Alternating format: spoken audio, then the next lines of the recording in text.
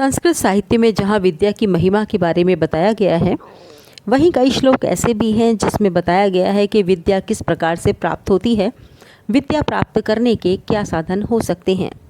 तो इस श्लोक में भी यही बताया गया है, गुरु शुश्रूषया विद्या प्रभुतेन धनेन वा अथवा विद्यया विद्या चतुर्थम नैव साधनम।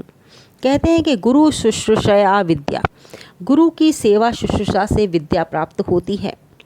और दूसरा, पर्याप्त धन यदि आपके पास है तो धन के माध्यम से भी विद्या प्राप्त हो जाती है।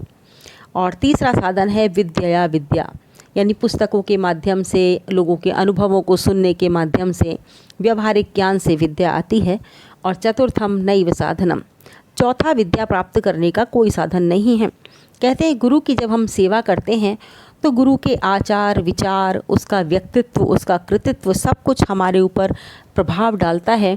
और हम कई बार तो अपने गुरु की प्रतिछाया बन जाते हैं या गुरु की प्रतिबिंब के समान हम दिखाई देने लग जाते हैं। तो गुरु जो है, जितना भी ज्ञानी होता है, जितना भी ज्ञान उसने प्राप्त किया होता है, वो समय समय पर शिष्य को ज्ञान देता रहता है। इसके अलावा जब हम विद्यालयों में, महाविद्यालयों में जाते हैं तो फीस देते हैं और उसके बदले में हम शिक्षा प्राप्त करते हैं। तो प्रभुतेन धनेन वा, इसके अलावा पुस्तकों के माध्यम से हम विद्या प्राप्त कर लेते हैं। आजकल अन्य साधन भी हो गए हैं, जैसे इंटरनेट इत्यादि है, तो ये भी विद्या के साधन हो गए हैं, ज्ञान प्राप्त करने के साधन हो गए।